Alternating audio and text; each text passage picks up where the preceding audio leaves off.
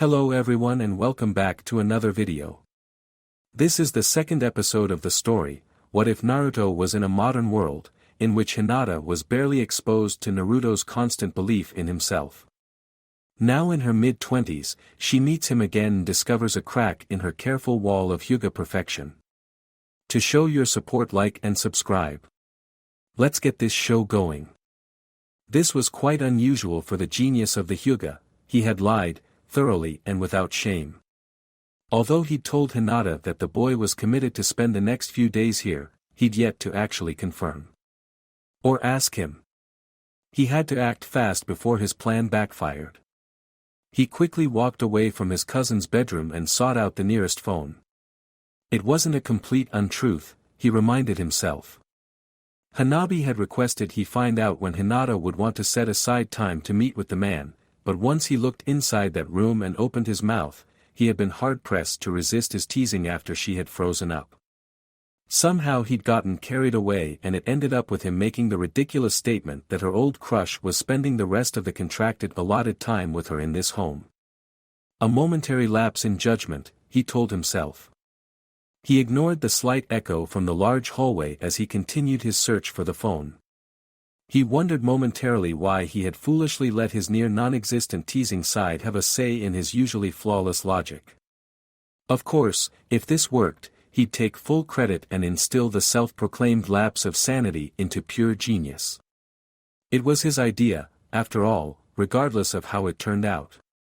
He turned right in escape of the darkened hallway. His bare feet soundlessly gripped the wooden planks of the hardwood in the kitchen and locked onto his target with knowing victory. He reached out for the waiting receiver and pressed the familiar numbers that once belonged to his ill uncle. Preparing himself, he took a deep breath and tried to figure out how to word his request to his younger cousin so that she would willingly provide him with vital information.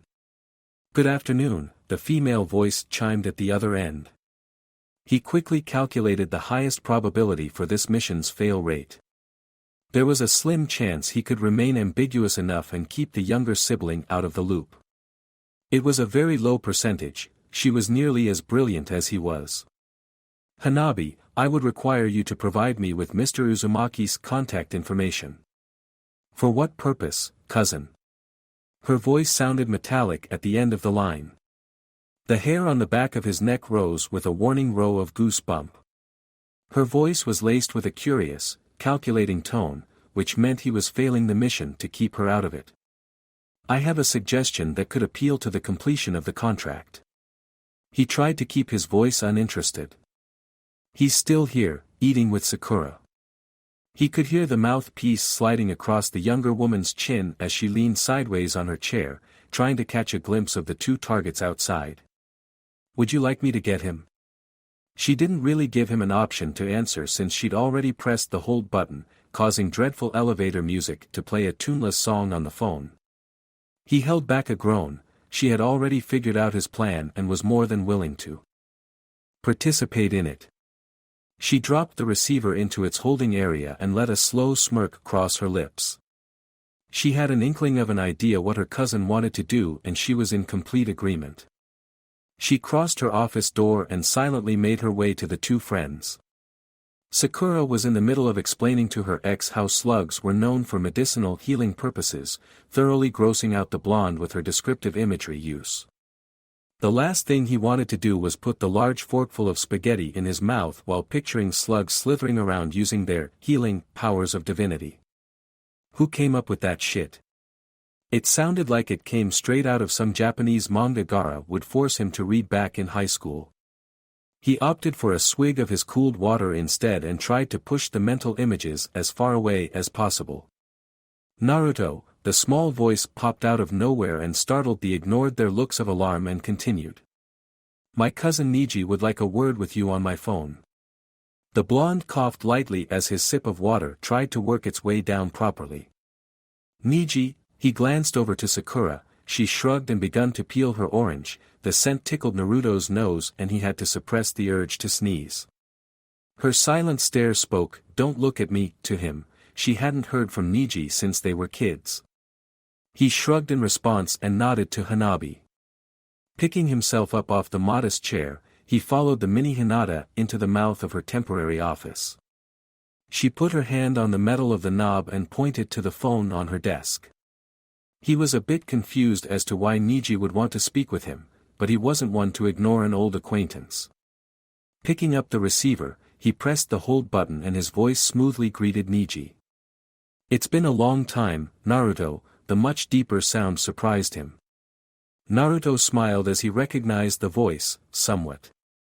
"Niji." "Yeah, it has been a while. What's going on?" He gently passed a hand through his yellow tresses and tried to sound somewhat uninterested. He failed horrendously. He was quite happy to hear from him. "I understand you are seeking a meeting with Hinata in regards to her personal landscape design." "Yeah, I'm not sure when she'd be able to make the time with her being sick."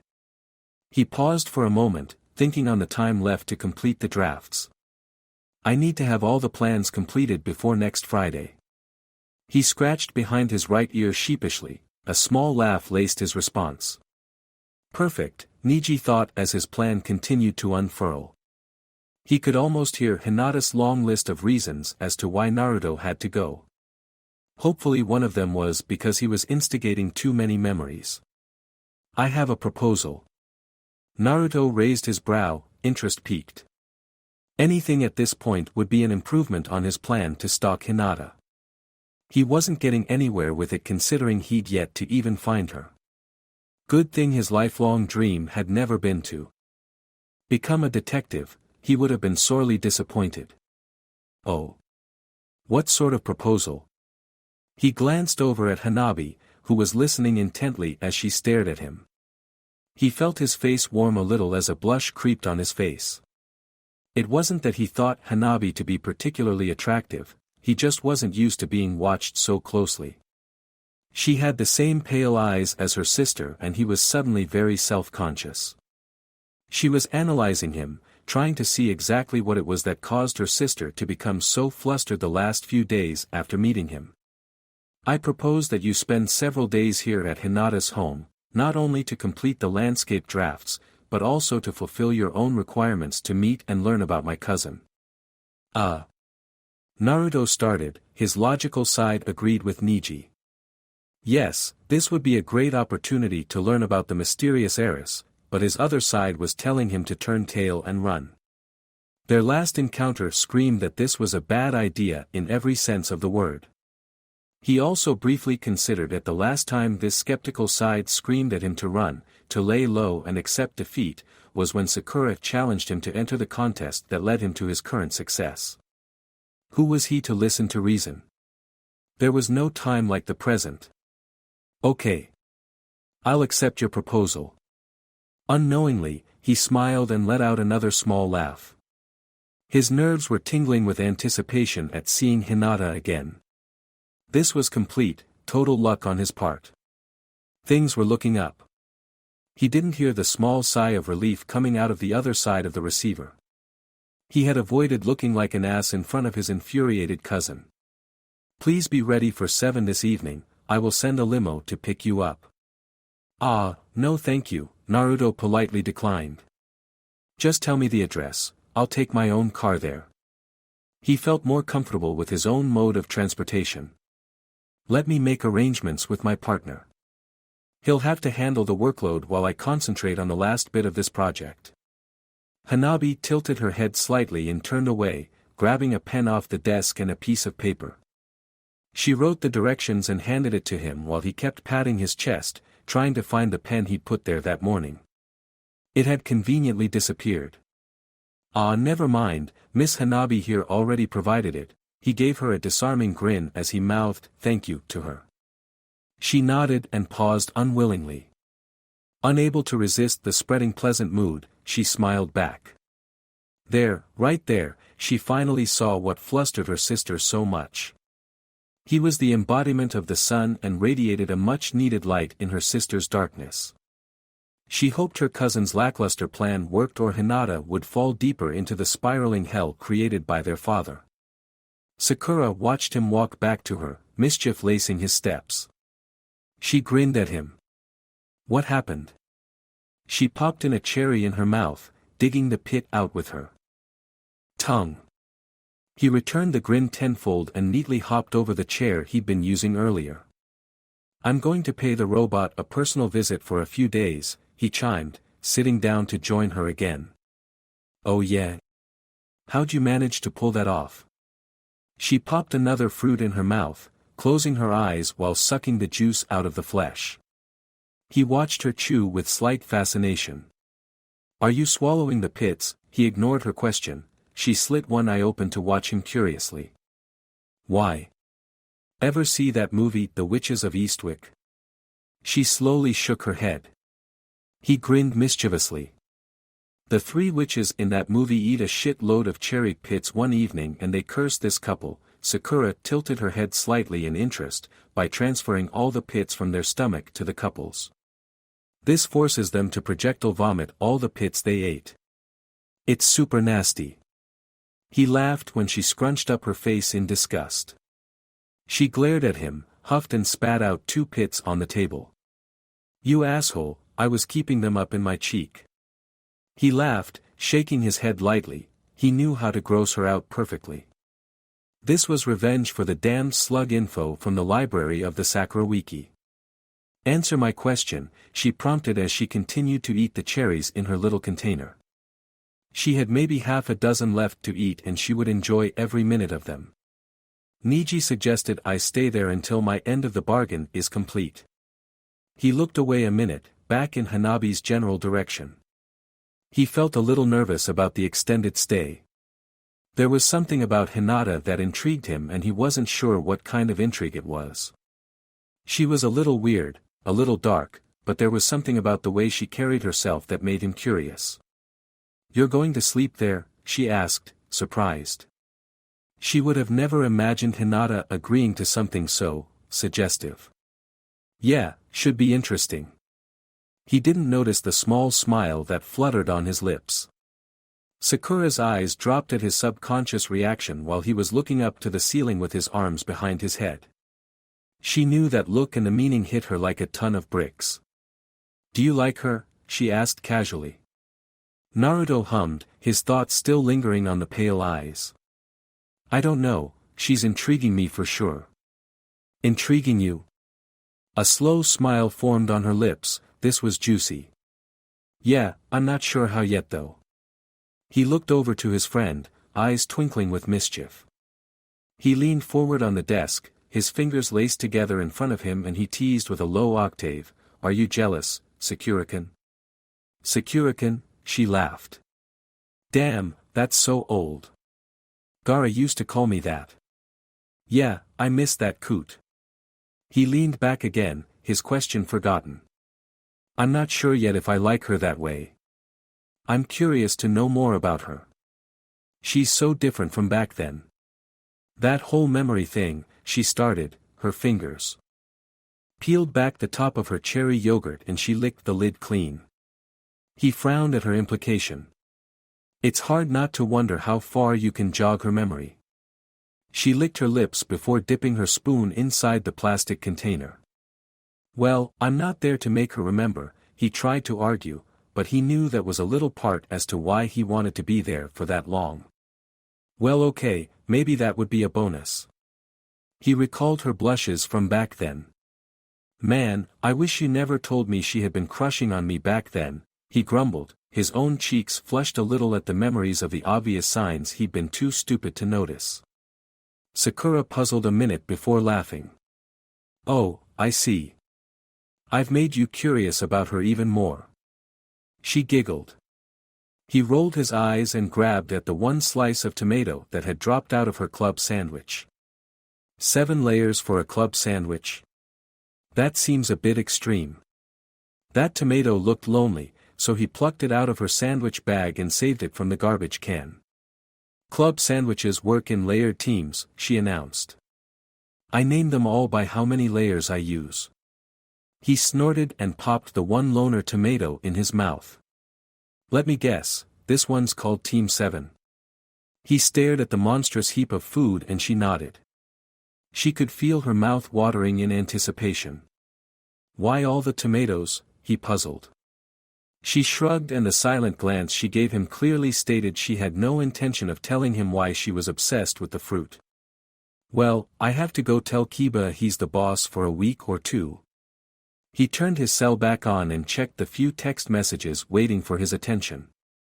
He gave Sakura a small wave and headed towards the elevator. Okay. Call me when you're settled in. She waved him off, her lips pursed in thought as considered which section of her Team 7 she'd break apart and eat first. There was a deep sense of dread in the pit of her stomach. He was coming here. Not only invading her personal space, but staying here. Sleeping here. Eating here. She couldn't settle down. She'd never had anyone, besides her family, stay for an extended period of time, and she didn't like the idea. A small knock to her bedroom door snapped her out of her temporary battle. Yes, she invited her caretaker to enter. Niji pushed the door open part way and looked at his bedridden cousin. I have to leave, Hinata. Your father has requested I help him with documentation. She blinked. This meant she would have no chaperone with the man who constantly pecked at her walls. No, she replied. Her cousin rolled his eyes visibly. I apologize for the inconvenience considering we will have a guest, but your father left no room for arguments. He was lying through his teeth. He wanted to return home to his wife while Naruto was here. He had made the blonde the unofficial caretaker without either of them knowing or their consent. Her lips thinned as she pressed them together. He casually said his goodbyes and hid his face quickly as he closed the door. A smirk was threatening to break his calm demeanor. He heard the soft thump of a pillow hitting the closed mouth of her bedroom, and he let out the quiet laugh. He could get used to this, very quickly. So, I get your office. Kiba eyed his chair, his hands were rubbing together. Only if you stay off the porn, the blonde answered between clenched teeth. He didn't like the thought of Kiba pawing through all of his affairs, but he needed access to the files and his computer to run the business while he focused on this contract. I'm not promising anything. That way you can't be disappointed. He marched over to the leather chair and sat down, his feet plopped crossed on the top of the desk. Naruto blinked. He opened his mouth to counter, but he just stared at the other man. Kiba grinned and mentally gave himself another point on the imaginary scoreboard of moments he's made Naruto speechless. Naruto couldn't argue with that logic, no matter how he tried. He ended up just shrugging and continued to pack his briefcase with the few items he knew he needed. He was going to take his portable graph table and most of his materials with him since he'd be working on her garden. Well, just make sure to scan the computer every night, I don't want our network compromised. He leaned over and opened a drawer under his desk, taking out a few pencils, an eraser and some spare sheets of draft paper. Kiba rolled his eyes. Oh, for fuck's sake, you're such a prude. I don't look up that shit in here. Naruto looked up from his task and narrowed his eyes, mistrusting the other man. Kiba ignored him and continued. Besides, if you were really worried about that sort of thing, you'd hire a computer guy and get rid of that crappy IT company that set the damn thing up. It wasn't the first time they'd had this conversation, and Kiba didn't think it would be their last. However, Naruto looked at him thoughtfully for a moment before speaking. Almost sounds like you have someone in mind, he said, looking at Kiba. Kiba was so stunned by the comment that his feet slid off the desk and his mouth hung open. Naruto mentally gave himself another point on the imaginary scoreboard of moments he's made Kiba speechless. Finally, Kiba looked up at the ceiling, as if to offer thanks to some deity. He looked over to his friend with a smile. You're right. I do. But our contract with Yakushi Technologies specifically states that we aren't allowed to hire any other technical advisors. Kiba admired many things about his friend, one of which being his trusting nature. However, the man could be too trusting sometimes. Specifically when it came to his company. Naruto frowned. That clause in the contract had irked him, but the lawyers had been insistent that it remain. Now it was coming back to bite him in the ass. He noticed Kiba still had that plotting look he got from time to time and decided to press the issue. "You think you can get us some advice without me having to hire the guy on the spot?" he asked, choosing his words carefully. Kiba only grinned in response, causing Naruto to smile back. "You have my network secure by the time this contract is finished, and next time I'll grab the buns." Kiba leaned back in the comfortable chair, pleased with how this day was turning out. "So, how long am I in the big chair for?" he asked as he twirled around in it to make a point. Naruto sighed. The damn thing was going to be all out of whack when he got back, he just knew it. "Stop doing that," he warned. Ignoring him and the question in kind, Kiba pushed off again. The chair tilted and Naruto growled. "How are you going to crack that nut?" Kiba slowed down the spin and watched his friend. Naruto glanced at the other man and smiled sheepishly. That was a hard question to answer. "Well, I'm not really planning to do anything really." He set his briefcase down and sat on the stool in front of his graph table. "I pissed her off pretty badly." He looked down at his hands in thought. Kiba watched him closely. "She needs a good lay, in my opinion." Naruto blinked. "A what now?" "That's so crass." Naruto shook his head. "Well, it's true." He shrugged. "Plus you like her anyways, might as well try to get in her pants after the contract is done." Naruto couldn't believe that garbage had fallen out of his close friend's mouth. "Do you actually hear the shit that comes out of your mouth?" "Sometimes," Kiba chirped, spinning around again to Naruto's chagrin. "Why do you, and Sakura, think I want to get into her pants?" Kiba stopped his spin and looked over his shoulder. His eyebrows were raised so high Naruto thought the man was going to break some world record. "Are you fucking with me?" He looked around the room as though Naruto had hidden some cameras for some stupid reality prank show. Naruto looked puzzled. "No, I'm not." Kiba shook his head and had to repress the urge to throw his hands up in the air. "Jesus. You're intrigued, Naruto." "Intrigued."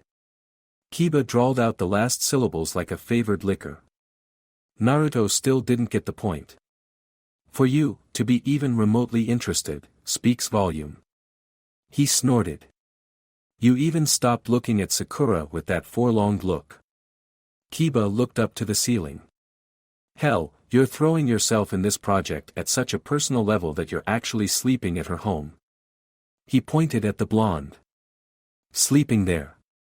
In her personal space. For several days." His tone ended with a "need I say more" type of conclusive sound. "And you gave me the reins to Rasengan landscape, unsupervised, for an undetermined amount of time." He grinned. Naruto rolled his eyes. "Oh my god. You're right, I've gone insane," he mocked. Kiba ignored him and spun in the chair. "Deny it all you want, Naruto. I'm sure you're getting into her pants by the end of this." Naruto didn't believe a word of it. He was positive. Hinata hated him after their last encounter. He felt his heart squeeze awkwardly at the memory of her retreating form. "Sai should be done the drafts by the end of this week," Naruto quickly added. "Once you pick them up, write up the proposal. I'll try to get done at the same time." His partner nodded and twirled once more in the chair before getting up. He knew he was annoying the other man, but he enjoyed it. As Kiba walked out of his office, waving him off, he failed to notice the dark look on Naruto's face. His grin turned into that old familiar mask that protected him from showing what he was truly feeling. "It's getting late," he thought as dusk settled over the town. He suppressed the chill that passed through him as the wind picked up. The stars had begun to peek out, greeting the faded moon in the orange-purple sky. Naruto took in a deep breath, locked the door to his home and walked towards his car. He dropped his 2 bags in the back, dug out the keys from his pocket and gave them a twirl once on his index before silencing the jingle with the rest of his fingers. He hopped over the edge of his 1964 half Ford Mustang and pushed in the key, bringing the motor to purr. He loved this car. He had asked Gaara to draw him a picture of the Kyubi in his own interpretation a few years ago when he bought this old beat-up piece of junk. He had it redone and painted it a kind of copper orange, one of his favorite colors. The Kyubi was on the hood, only outlined in black. The damn thing was scary as hell and he loved it. The convertible rolled out from his driveway and he considered putting up the roof. As the wind ruffled his hair and cooled his nerves, he decided against it. He was feeling a bit apprehensive as to his destination. The last time he saw Hinata, she'd slammed her inner door in his face and it screamed to be left alone. He pushed in the mix CD and smiled as Magic Carpet Ride strummed out of his speakers. His fingers tapped along as the light turned from yellow to red. His thoughts wandered over the project. He'd seen a few pictures of where she wanted the garden done. It would be a lot of work. The space was well lighted, considering it was a room made of panels of glass. The issues he had to consider were creating privacy and dealing with the drafts winter would cause. The light shifted to green and he pressed on the gas. He hummed along with Every Breath You Take as he merged up onto the highway and made his way to Hinata's home. He wondered if he'd be able to befriend the woman at least. Their relationship had started on the wrong foot for sure. He decided to let go of the friendship he had with her in the past and treat this Hinata like an entirely different person, a complete stranger. She really was, since she'd forgotten all about him. That fact originally depressed him a little, but the challenge of breaking through the walls she had put up was hard to refuse.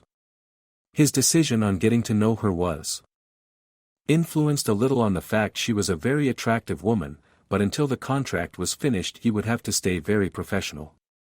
He hoped he would anyways. He wasn't known for his patience.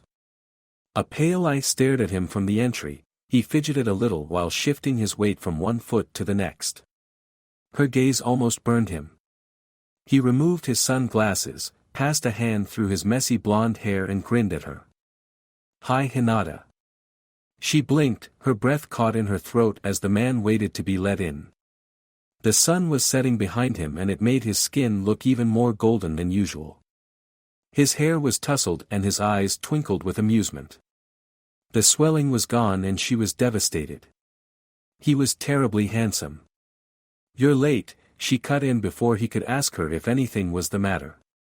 A yellow eyebrow rose in curiosity. "I didn't know I had to be here at a specific time," he teased. She wasn't amused and narrowed her eyes at him, calculating his intentions. "Can I come in?" As much as he enjoyed her watching him this intently, it was cold out here. "Oh." She moved aside quickly and looked away, embarrassed. She didn't notice how her cheeks tinted a pale pink. Naruto pretended he didn't notice her slip up in humanity and stepped inside. He was surprised at the simplicity of her home. It exuded femininity, a hint of warmth and comfort. Her garden was already a challenge as it was. Now, from what he could see, it would be even more complicated with the mixed meanings. Her flowers picked screamed melancholy while her home felt bittersweet. He heard the entry close behind him and he looked over his shoulder. The petite woman was in a dark lilac silk pajama. She met his gaze with a challenge, causing him to smirk. "Where am I supposed to stay?" he asked as he turned towards her. His eyes tried very hard to stay on her face, but they had a mind of their own and they wandered down. The pajama was loose, but it rested on some of her more protruding curves. It was a little bit too pleasant to look at. He cleared his throat when she crossed her arms. She could feel his stare on her and it was uncomfortable. "This way." She pointed forward down the hall, expecting him to lead the way. She wasn't about to strut in front of him after that look he'd given her. "I'm in the lead, eh?" A slow smile stretched his lips. She frowned. "Didn't know you wanted to keep me in your sight so much, Hinata." "Smooth. Real smooth Uzumaki." That's exactly how you compliment someone, he mentally kicked himself. His mouth had operated on its own without his consent. He heard her small gasp behind him. He decided to not turn around to see her reaction, play it safe since he'd already placed his foot carefully inside of his large mouth. Sorry, that came out of nowhere. I'm used to being with Sakura and we tease like that.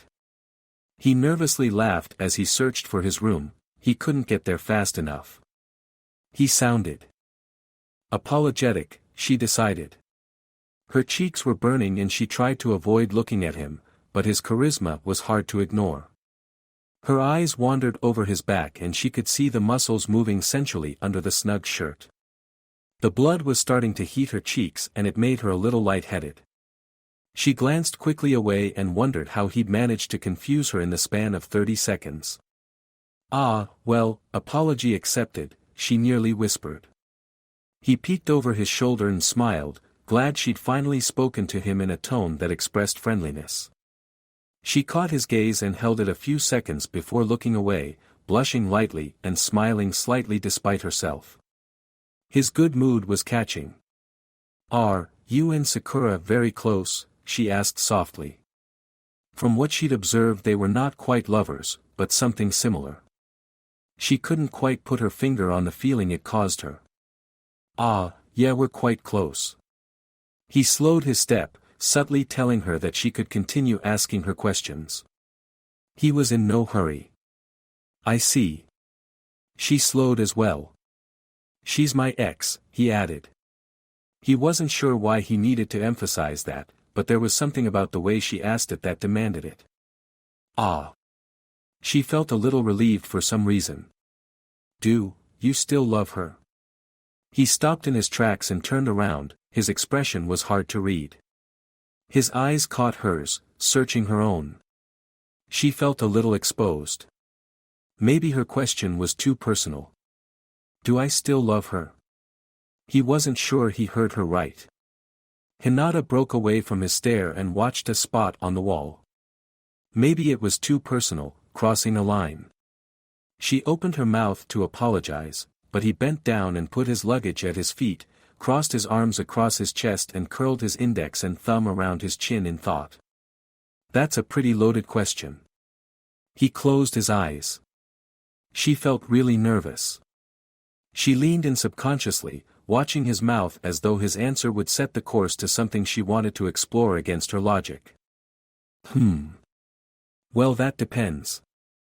Sakura and I have a strange relationship.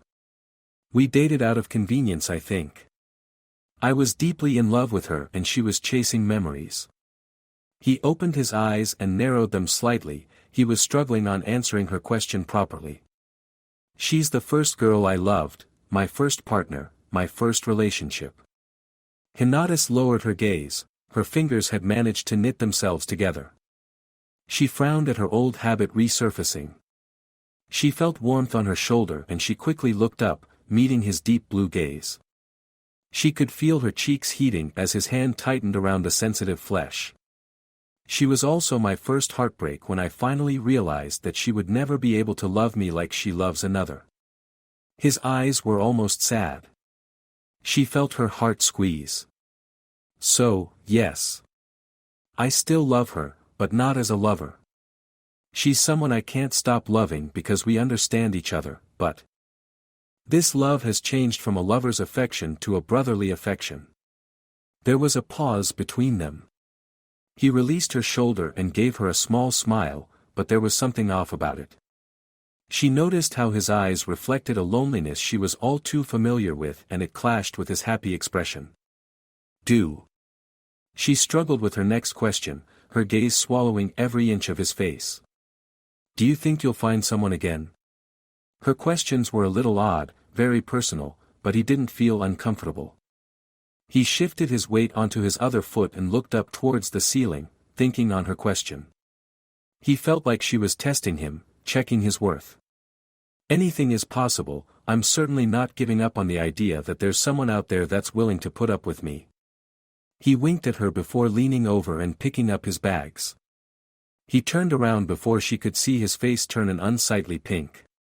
He'd opened the door for her with his answer, now he just had to convince her to keep digging around so he could open up the door to her own heart. Where's that room? He finally perked up. She tried to gather her wits together, his answer had shocked her a little bit. The dynamics of their conversation held so many what-ifs and subtle invitations she wasn't sure of how to tackle the subjects. She was brought out of her train of thought when she bumped into Naruto. He had stopped walking waiting for her to answer, but she had been so deep in thought she hadn't heard him and had stopped paying attention. The girl nearly fell over. Naruto dropped one bag and caught her before she completely lost her balance. She was taken a little aback by the feel of his hand on her arm. His warmth had sent a jolt through her skin. He was in her space again, invading her senses. "Whoa, careful." He pulled her close to him and she went into panic mode. His body heat was soaked up by her own, his proximity was too much. Her nose was assaulted by his male scent and on a whim she pushed him away. Her heart was wildly beating in her chest and she felt annoyed with herself. Her face reflected the anger she felt and he knit his brow in a slight frown before turning away. "Sorry," he said before walking away. "The first door to the right is my room." She tried to get her heart under control. "Yours is straight across from mine." He didn't turn to look at her. He was still thinking about her reaction to being pulled close to him. "Okay." He hurried his step and struggled a moment to open the door to his room. He gave her a curt nod before closing the door. She was alone in the hallway and for some reason felt like she'd done something wrong. He leaned his back against the door of his room and observed his prison cell for the next several days. It was modest and very male. He assumed that this is where her male siblings stayed when she was in need of company. It entirely lacked any feminine touch. He had a large king-size bed set on a low frame that was maybe a foot off the floor. It was made with dark wood base and the side tables matched in design. It reminded him of a Japanese bed set. "This girl seems a little obsessed with the culture," he remarked to himself. The walls were painted a light gray. There was one lamp next to the bed and a large patio door that led out to a balcony. He also noticed a small desk on the opposite side of the bed. He sighed. Somehow everything had gone wrong. He was supposed to be charming and professional. Not show her he was perverted and carried a huge load of emotional baggage he was still trying to sort out. He dropped his bags on the floor unceremoniously and considered where he could set up his graph table and make the room a little less stale. He pushed away his current worries on his attempt at fixing his budding relationship with the heiress and tackled his current task to Narutify his new living quarters. Hinata was laying in her bed, her television on with no sound, too busy being lost in thought over her new roommate to really watch the show playing. He had answered all of her questions quite truthfully and she couldn't help but feel a little bit more curious about the man. He was from a period in her past she did not remember, nor did she want to remember. She had decided a long time ago that her past should remain buried, but the more she learned about him, the more she wanted to dig inside her head and remember him. She felt it was a great injustice to forget him. A soft knock brought her back. She heard him say something from the other side of the door, but it was mumbled. She threw her blankets aside and walked to his voice. She tried to prepare herself, his presence unsettled her. He knocked again, this time a little harder. She pulled the door wide enough to peek through the crack, as though she was trying to keep his sunlight out of her darkness. "Yes," she whispered. Her eyes were hard to read, her hair disheveled from tossing around in her bed. He blinked against the assault of the television light in the darkness. It hurt his eyes. It had been several hours since he'd last seen her and, nearing midnight, he had hoped he wasn't waking her. By the looks of things, she was also affected by sleeplessness. She tried not to react to the fact he was wearing boxers and a black t-shirt with the city's whirlpool design on it. He looked exhausted. "Is it okay if I go grab something to eat in the kitchen?" His voice was rough as he peered around her shield to meet her gaze. She tilted her head slightly, confused at the request. "You don't need to ask my permission, Naruto. You can go get whatever you want." He shrugged. "I don't know where the kitchen is. All I know is where the exit's located." He let out a small, nervous laugh. She berated herself quietly. "Oh.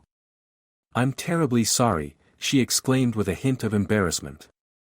She pulled the rest of the door open and stepped out, leading the way. He smiled at her. "You want to eat with me? I make a pretty mean ramen," he offered her.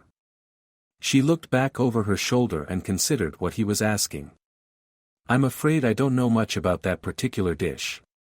She heard him gasp in disbelief. "What? Oh, you poor soul." He clutched his chest in a dramatized fashion. She turned around curiously, his behavior seemed a bit strange. "Are you okay?" "No," he nearly shouted, still clutching his chest. She was suddenly alarmed, moving towards him.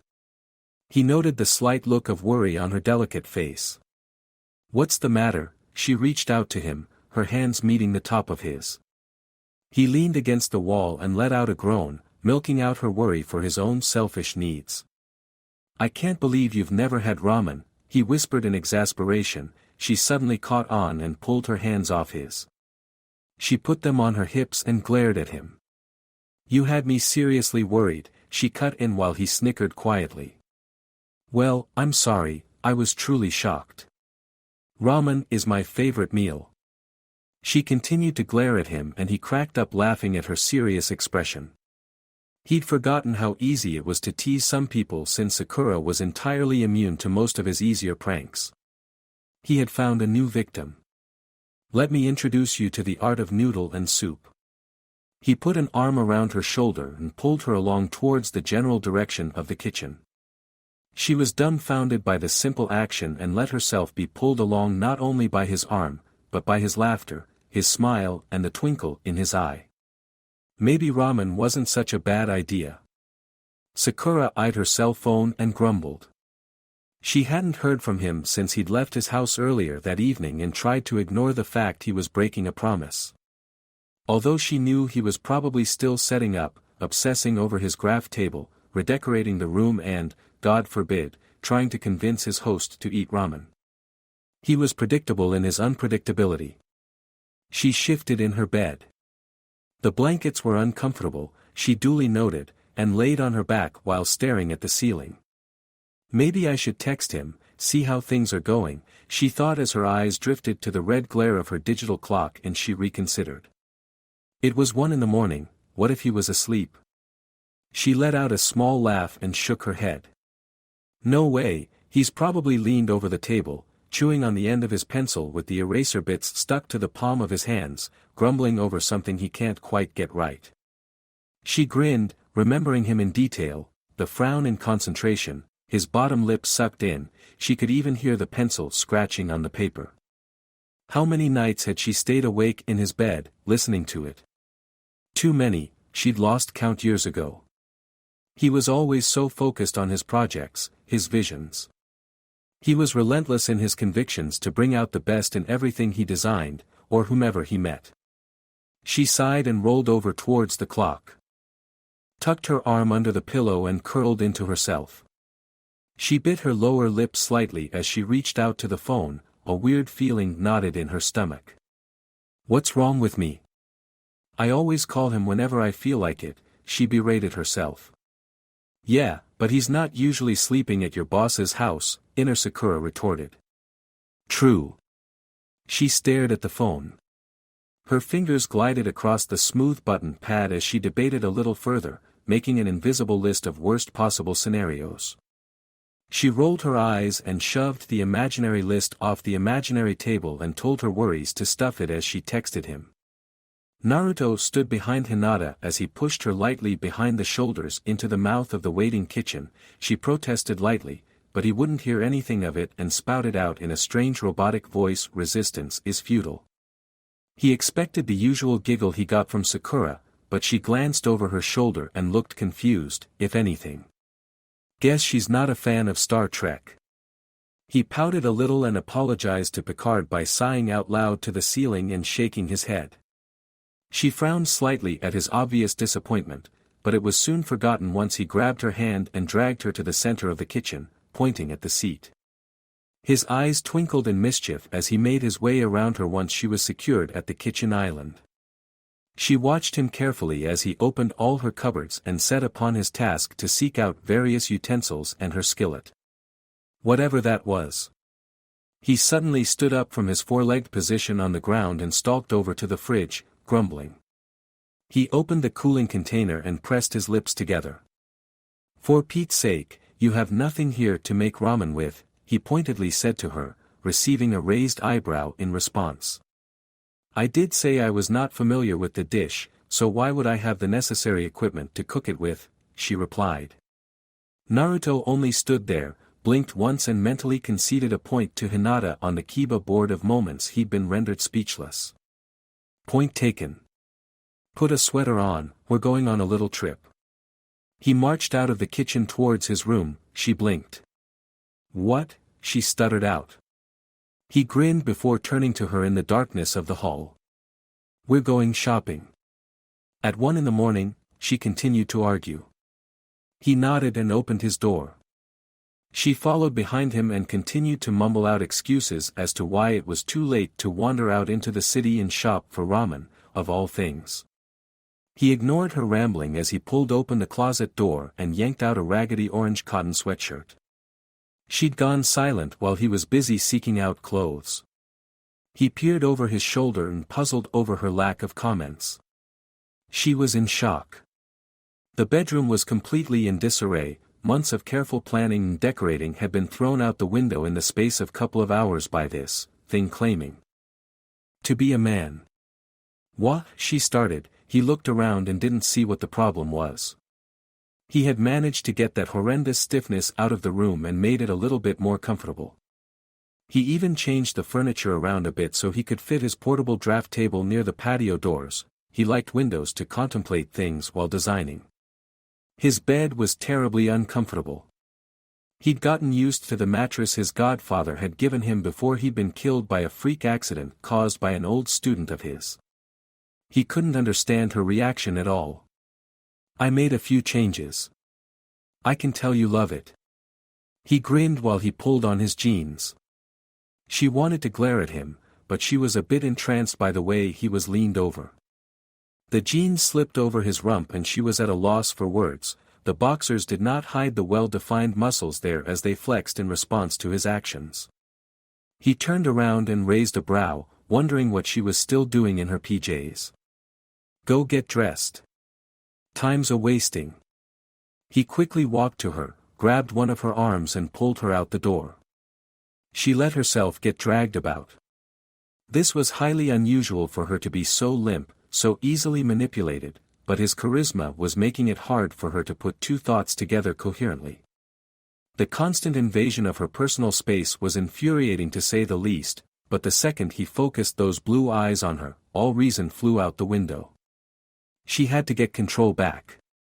This Hinata in the driver's seat was unfit and she struggled to summon her persona, but she was distracted by the warmth of his fingers embedding itself on her flesh and the musical timbre of his voice as he drabbled on about food, kitchen appliances, and the shopping he was about to do. "Okay, you've got 10 minutes to get dressed and prettied up to sex my car." He winked at her before he shoved her inside her bedroom ungracefully and shut the door behind her. She was beet red. "Sex his car," she mentally repeated as she stared ahead of herself in complete disbelief. She heard a strange chime of music from the other side of the door. It was followed shortly after by the distinct sound of flesh slapping against flesh and a soft thump as he leaned against the hardwood threshold. She walked to her closet and felt the disbelief turn into slight anger. Scratch that, she was furious. Never in her life had she been so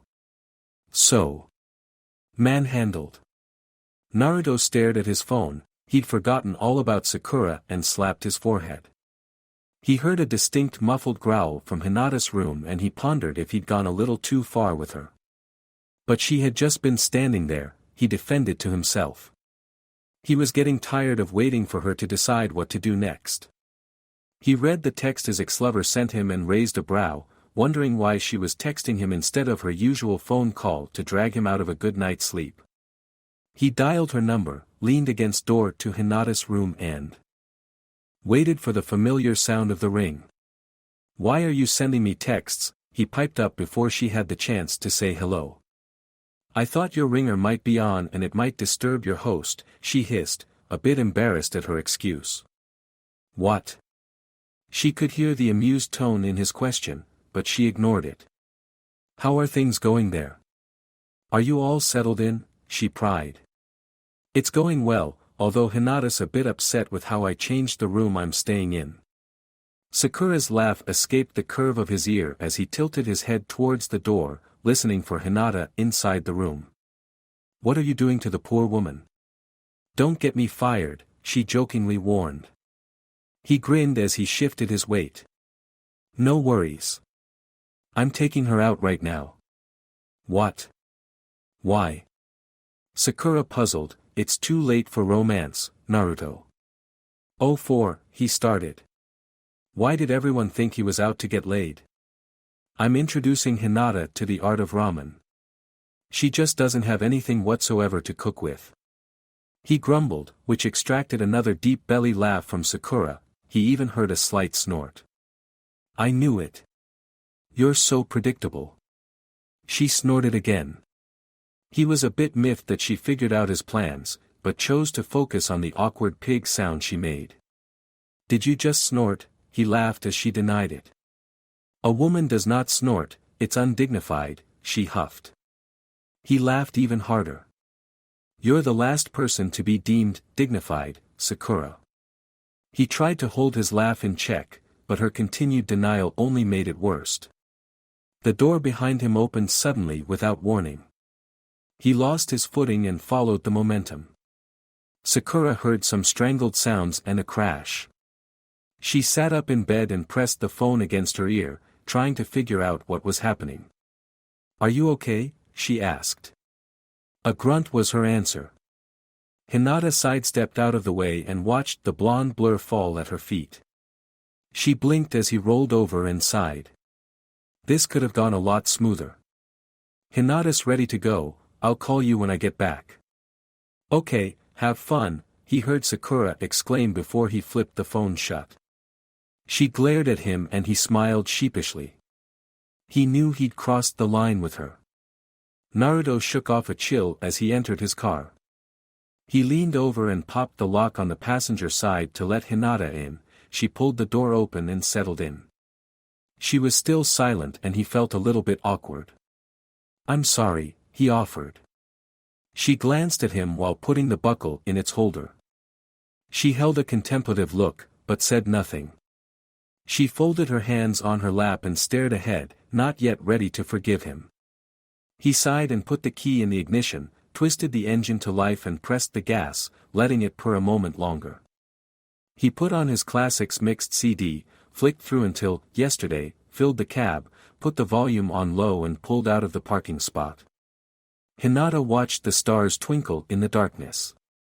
The cold air made the night seem crisper and clearer than usual. She sunk into the leather seat and, without realizing it, let herself be carried by the notes of the song. She could hear her mother's voice humming along the music. She used to sing this. She could see it clearly in her memories, her mother humming while she brushed her daughter's hair. She could see her clearly in the mirror's reflection, smiling at Hinata while she counted the strokes. She closed her eyes, fighting a tear that threatened to come out. Naruto watched her in the mirror. She closed her eyes and calmness took over her as she sunk into the seat. The pale yellow flashing of the street lights caressed her smooth surface of her face, the flickering of emotion was barely there but he could see it. He wanted to look away, this was something private. She was remembering something. They rode in silence as the song played, but the moment of peace was broken when Love Shack broke her out of the trance. She stared at the player a little confused and Naruto belted along with the lyrics, extracting a smile from the heiress. She let out a giggle when he let out a high-pitched woo, with the girls on the track. His fingers drummed on the steering wheel and his head bopped left to right to the beat. She got easily swept away in his good mood despite her struggle to summon the heiress. Where are we headed? She finally asked. He glanced at her, his lips still moved to the lyrics as he thought on her question. We're going to my favorite place. He evaded her question, but answered it at the same time. She frowned and looked out the window as the song ended and flicked to Hotel California. His off-key signing did not end with the B-52s and she couldn't decide whether she should laugh or cringe. He took an exit off the highway and slowed down. She listened to the lyrics and wondered why it was only old songs on the CD. He seemed a little bit too hyper to listen to this kind of music. Why is it only classics, she asked. He turned his head towards her a second while his eyes remained on the road. He turned a corner onto a smaller road and pressed on the gas once more.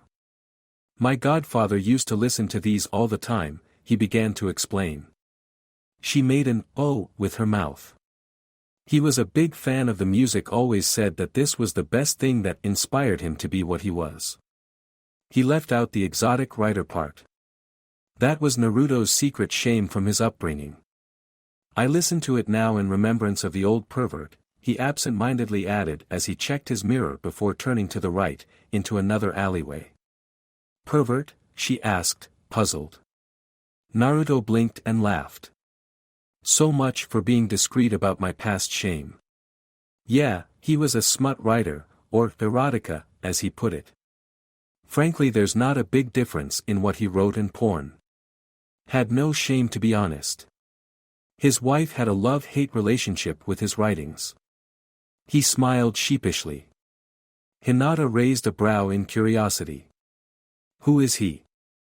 She saw his face falter a moment and he let out a small sigh that was barely audible. His name was Jiraiya. He passed away several years ago. The sadness in his voice was hard to miss. She looked at her hands, suddenly feeling ashamed that she'd asked such a personal question, but the name shook a memory loose in her head. Are you Naruto's little girlfriend? A man with long white hair smiled at her, his eyes mischievously twinkled as he cornered her and Naruto after their failed martial arts competition.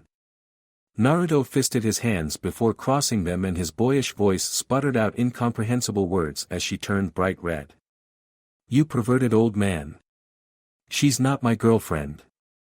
She smiled and looked up towards the boy-turned-man next to her. I think I remember him, she whispered. Naruto glanced her way and gave her a barely there smile. He seemed quite the character from what I can recall. She added, he didn't miss the tone of amusement lacing her words. Yeah, she nodded as he looked to the road again. He was something all right. I miss him. How did he pass away, she asked, her mind tried to recall all the details of the important person Naruto was speaking about. She remembered he had 2 red tattoos on his face, lined from the eyes to the jawbone. She found that detail odd. He was killed by one of his old students.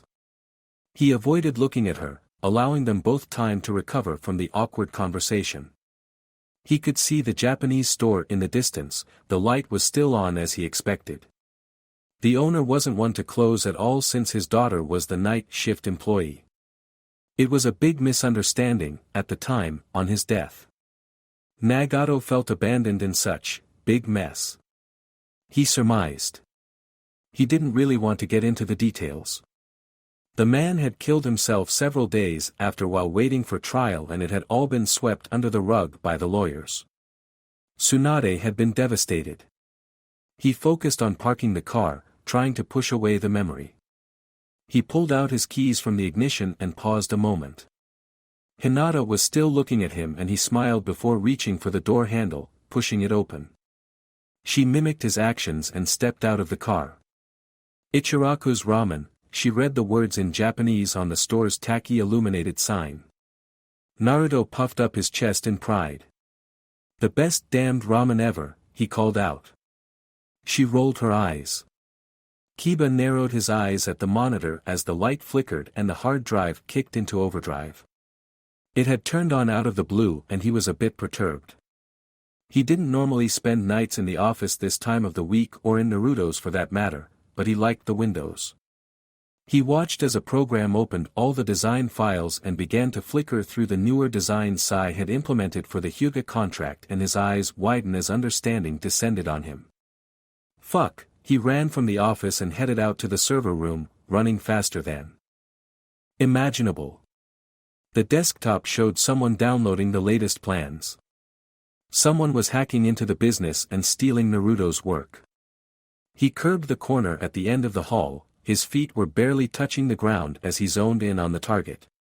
He flung the door open and ran to the main server line. Naruto's going to fucking kill me. He muttered as he broke the glass on the fire axe casing with his elbow and grabbed the tool with both hands.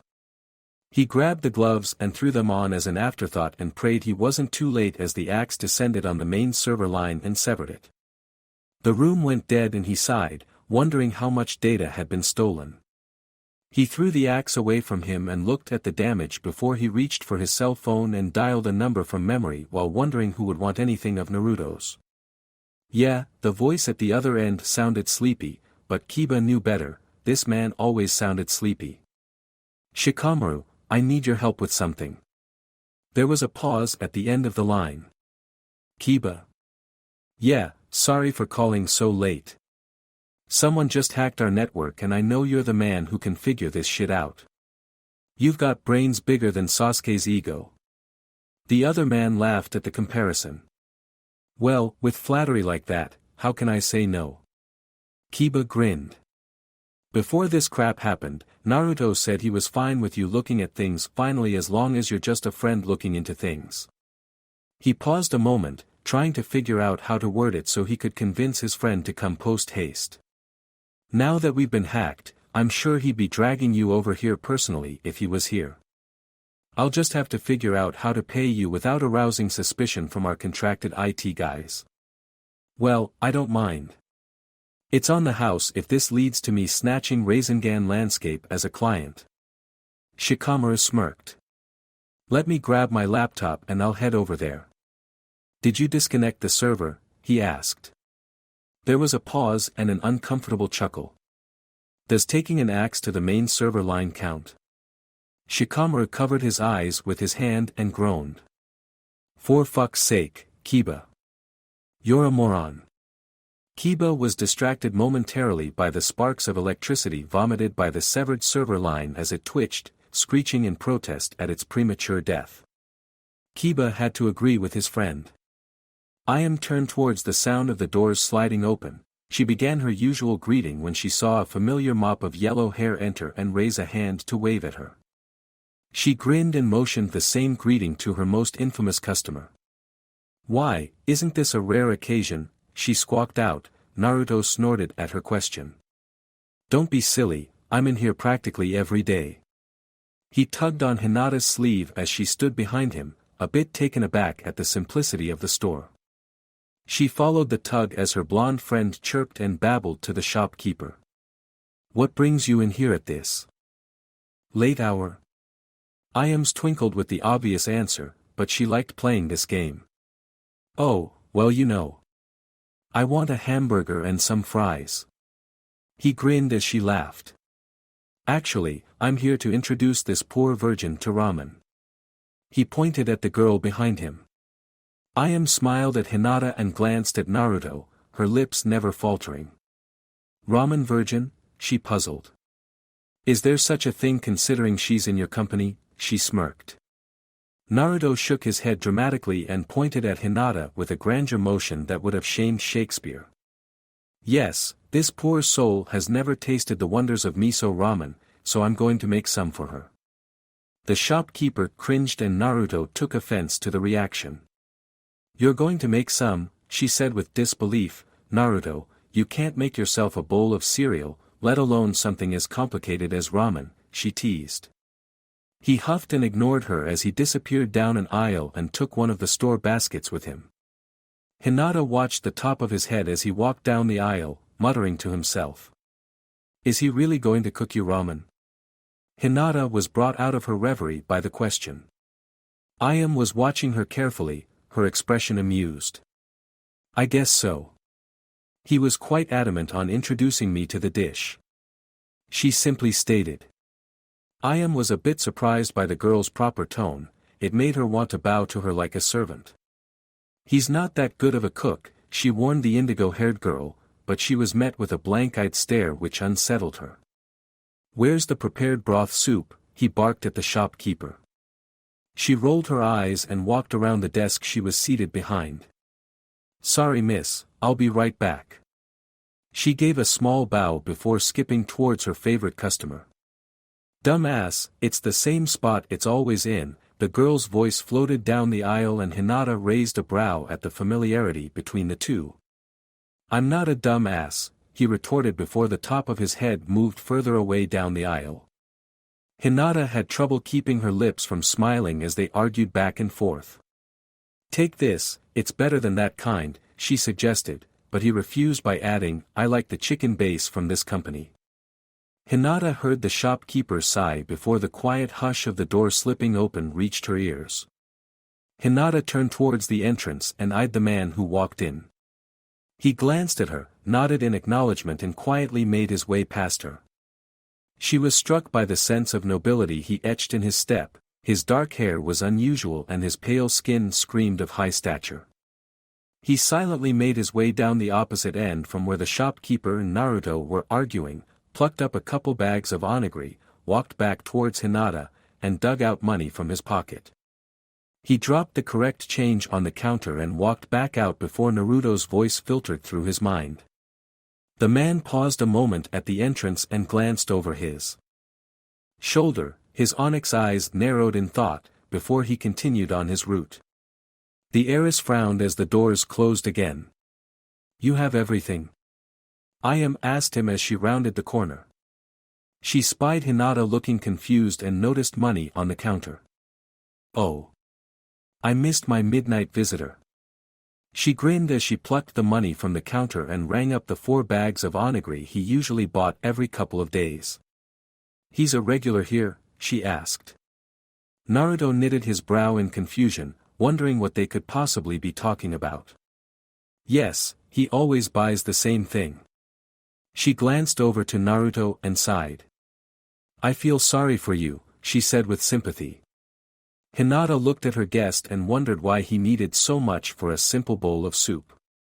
"You're just jealous I'm cooking for Hinata," he mumbled, putting all the items on the counter. I laughed and shook her head. "My dear, if you're not dead after eating Naruto's ramen, come back for my father's. He cooks it during the day and it's to die for." She winked at the girl and ignored the blonde's objections. "Your father taught me how to make this. Don't belittle my skill," he whined. Hinata was growing seriously worried as Naruto glared at the laughing Ayam. Shikamaru arrived nearly 30 minutes after the attempted hacking, carrying a laptop bag and what Kiba estimated was several hundred feet of cable over his shoulder. He had a lot of work on his hands considering his idiot friend had hacked the server line clean through to stop the download. He stared at the wires and muttered at how troublesome this was going to be. "Did you really have to use an axe?" he asked rhetorically as he dropped his burdens and moved over to inspect the damage closer. "I kinda reacted without thinking." He laughed nervously as his old friend glared back at him. Upon closer examination, he found that the broken sections only connected to other devices in the room, not into the wall as he'd feared. With a relieved sigh, Shikamaru quickly replaced the broken wires with the equipment he'd brought and took the servers offline before connecting the wires back into it to prevent any more downloads. He connected his laptop to the console port and began to run diagnostics. The grimace on his face told Kiba one important fact: this could take a long time. "Did you call Naruto yet?" he asked as he glanced over at his company. Kiba shrugged, aware that he should have, but wasn't in the mood to deal with Naruto's irate screaming about destroying the servers. Especially right after he'd gotten his boss to cave on the issue and give him full reign on the company. "Once you figure out what's going on, I will." Shikamaru rolled his eyes and typed furiously, trying to access the logs of the server. Naruto grabbed the bags out of the car and followed behind Hinata while she unlocked the door to her home. He struggled momentarily with the heap of bags, but refused to lose the battle. She was hard pressed not to laugh as she watched him tip left to right climbing the stairs as he grumbled. "Why do you need stairs? You should get rid of them and get an elevator." I'm rather fond of the path, she replied while opening the door for him.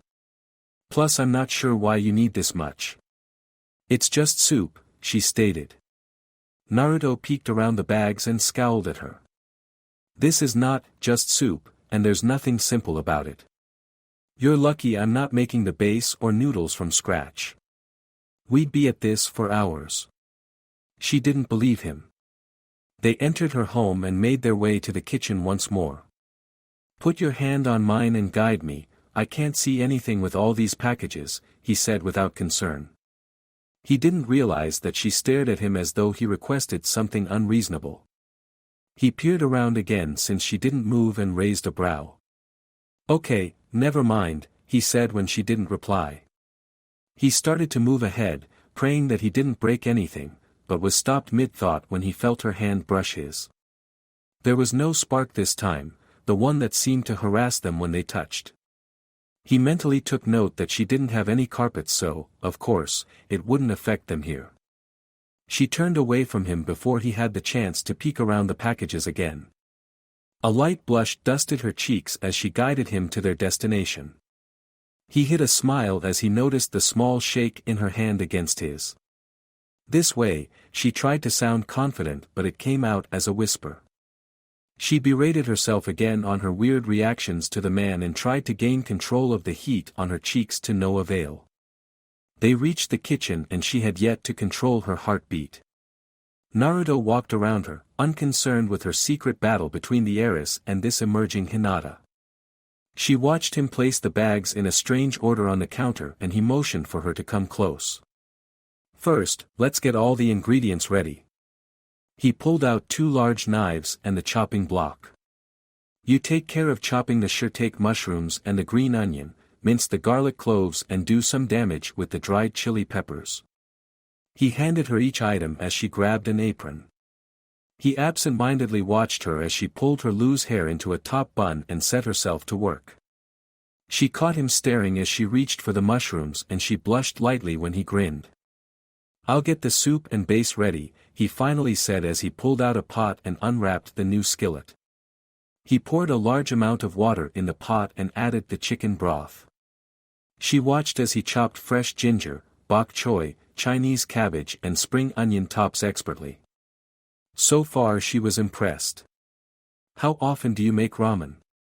She set aside the first set of ingredients she was charged with and moved on to the next as he dumped the heap he prepared into the stock. Not often. I'd rather buy it from Ichiraku when he makes it. He measured the salt and added it to the boiling water. And why is that? I'm lazy. I hate waiting for ramen, he said simply. She had to press down the urge to laugh. He seemed far from lazy considering the line of work he was in. The smell of the soup was beginning to fill the kitchen and she had to admit it made her mouth water a little. He grabbed the cooking and sesame oils and turned on the skillet. Poured in a small amount of each and grabbed the minced garlic she'd just finished. As the garlic fried slowly, he added the miso paste and soya sauce. He hummed an unknown tune as he threw in a bit of vegetable oil and eyed her progress on the chili peppers. She took that as a hint that they would be needed next. He grabbed what she had finished and poured it in, flicking the items quickly and taking it off the heat. She watched him dump the noodles in the now boiling water and taste the soup in a separate pot. Once the egg timer rang, he yanked the hot noodles off the stove and strained them from the water. Slice the pork very thinly and fry them, he ordered as she idly stood there. She nodded and thinned the pork, threw them in a fresh hot pan and let them fry for a few seconds before removing the skillet from the flames. He grinned as he poured the base into 2 large bowls and then slowly added the soup base before mixing the two. He grabbed the noodles and added the toppings. Do you want tofu or bean sprouts? He asked her. She pointed at the white heap and he nodded, choosing the sprouts for himself. The wataki went in last and he grinned at her, winking before reaching inside the bag from the store. And last but not least, he quickly pulled out 2 sets of disposable wooden chopsticks and motioned at Hinata to sit down at the island. She complied and grabbed one of the chopsticks offered by him. Let's eat, he exclaimed. His stomach growled in response, but he ignored it and took the first bite. To Hinata's amazement, it was delicious. Naruto grinned when he heard her quiet, yet satisfied, moan as she slurped the noodles. It was 4 in the morning before he returned to his room. The night was saying goodbye to the sky as he contemplated what to do. He wasn't sleepy yet and he eyed his graph table. I could start a draft, he thought, but he didn't really want to. His mind wandered across the hall to his host, sleeping in her bed. She had managed to not get upset with his strange behavior most of the night and tagged along as he made unreasonable demands and forced her to eat a dish she'd never eaten before. She's a trooper. He grinned. He sat down at the edge of the bed and grabbed the phone out of his jean pocket before stripping them off. He sent Sakura a text, knowing full well she'd be asleep by now, but he promised to let her know how things had gone. Converted robot to Naruto Ramen Church, Bible scripture to be added in celebration. He hit send and dropped the phone next to him. He laid down and let his thoughts wander over the delicate features of this intriguing woman. He listened for any movement across the hallway, but it was dead silent. Was he falling for her? He wasn't sure. She was still so tightly wound around her memory loss that she was exuding two personas and he couldn't quite decide if he was falling for the challenge or if he was falling for her. Before he could come up with an answer to satisfy him, his phone rang. He frowned, wondering who could possibly be calling him this early in the morning. Kiba's number flashed and he flipped the phone open, a little concerned as to why he would call. Yeah. Naruto, we got a major problem. He hadn't managed to get past the point of, I axed the server line, his hearing had malfunctioned and he was positive the room had turned into a dull, fiery red. Maybe that was just the hue of his rage painting the walls. Either way, it didn't bode well for Kiba. What the fuck, Kiba? I leave you alone for not even 12 hours and you destroyed the servers, he tried to whisper, but it sounded like a harsh, squeakier version of his screaming. Kiba pulled the phone away from his ear and glared at Shikamaru, who was quietly pissing himself laughing in the corner of the newly reconnected server room. He mouthed at the technician to cut it out, but the lazy computer geek only ignored him as he continued to hit keys while snickering. It's all fixed up, he tried to interject between Naruto's odd sputtering and gargles, but there was no way he'd get the time to cut through the rage emanating through. He could almost see the blonde's face twisted up in rage, tinted red and his fingers pulling out his hair. A sight he was exposed to at least once every couple of days. Like I give a shit. You broke my babies, his boss continued to rant. Kiba rolled his eyes and put the phone down on a desk while Naruto continued his tirade. He'll be at this for a little bit, he explained when Shikamaru glanced his way. You want something from the kitchen? Kiba asked before heading towards the exit. The lazy man shook his head and watched the other man disappear through the doorway. He raised a brow as the sharp bark of Naruto continued to yell through the abandoned phone, making it hard to repress the bubble of laughter that was building up. It was close to 10 minutes before Kiba returned and Naruto was still whisper-screaming into the receiver. Kiba checked his watch and picked up the phone, counted to 3 on his fingers, and as though on cue, Naruto stopped yelling. Okay, you got it all out of your system? Kiba casually asked, taking a bite out of his ham sandwich and winking to Shikamaru. I hate you so much right now, Naruto said through gritted teeth. Glad we agree on something, he added sweetly. Naruto collapsed on his bed, exhausted. What's the damage? The blonde asked while rolling over to his side, towards the door of his bedroom. He could see Hinata's room across the way, bathed in the darkness of the hallway. There was a light illuminating the crack by the floor and he wondered if he'd woken her up. Fucking retarded Kiba. Why do I keep leaving him in charge? Well, Shikamaru discovered that someone's been downloading pretty much all of your finished drafts from Sai, he heard his partner explain. Shikamaru? Is that who you dragged in there to fix your stupidity? He grumbled. Haha, very funny. Naruto smirked at the response. Kiba tried to ignore the obvious smirk from his friend and went back to the topic at hand without much more delay. Anyways, seems like we have a regular hacker. What do you mean by that? He managed to say while in mid-yawn. He looked at the digital clock and saw the minute change to 4 a.m. He really needed some sleep. He heard a shuffle and an offended yelp from Kiba. Mean someone's been stealing your work, Shikamaru's voice chimed at the end of the line. Really? Who the hell would want to steal landscaping designs? The blonde asked, half laughing at the ludicrous idea. I don't know, Naruto. That's not all though, the technician replied. He caught Kiba's attention, motioning to listen closely while keeping Naruto in suspense. I consoled into your server and did a trace on the last IP address that connected to it from outside your firewall. Kiba raised a brow as the technical jargon started to fall out of his friend's mouth. Although he could make some of it out, he knew Naruto wouldn't. Turns out they bounced the connection through about a half-dozen cloaked proxies before attempting to connect to your server, even though they already had a dedicated backdoor set up. He paused a moment before picking up where he left off. The snort from Kiba had distracted him. He gave him a quizzical look when the dog owner shook his head. So I went into the archives and used my personal algorithm to track every occurrence of this guy snatching your data so I could do follow-up searches. Shikamaru turned back to his laptop and hit a pair of keys to bring up the list he'd built from his searches. Turns out they've been using the same 6 proxies every time. I was able to use that to track down where the hack originated from and tried to dig deeper, but as soon as I got Telnet into their system, their firewall smashed the connection like a hurricane. He finished, quite proud of his handiwork.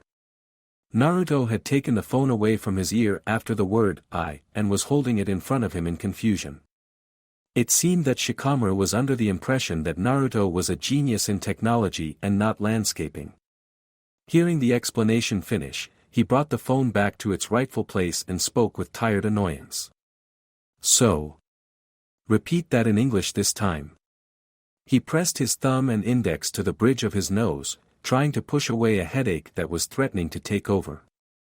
Oh, can you make sure a 3-year-old can put that long-winded alien jargon together and understand it, please? He added, making it clear to Shikamaru that he was dumb as a post in computers. Naruto heard the technician sigh as Kiba chuckled in the background. Basically, I checked your old records to find how long this guy has been stealing your work and managed to almost track him down by following his electronic footprints. He surmised again, dumbing it down to a respectable level without resorting to a drawn graph. The only reason I didn't find out more than that was because of their own security measures. He prayed that was daft enough. See? Now, was that so hard? Naruto asked pleasantly. He could have sworn he heard a muttered, troublesome idiot on the other end of the line. Despite his amusement, the blonde honed in on the major point. So did you figure out who exactly has been stealing my Death Star plans? He asked with a smirk. They're originating from the parent company of the one you hired to monitor your network. Naruto blinked and cursed loudly when the small and barely audible laugh of Kiba resonated again in the background. I told you to reject that shifty deal, the dog owner gloated, yelling with a sense of self-satisfaction that was not missed by his boss. Fuck, he hated it when Kiba was right. The wail of the ambulance woke her from her sluggish sleep, sounds of people arguing made her frown, and she couldn't breathe. The mask pressed hard against her mouth and she tried to reach for it, but her arms wouldn't move. Couldn't move. She felt sticky, her head hurt and she wanted the wailing to stop.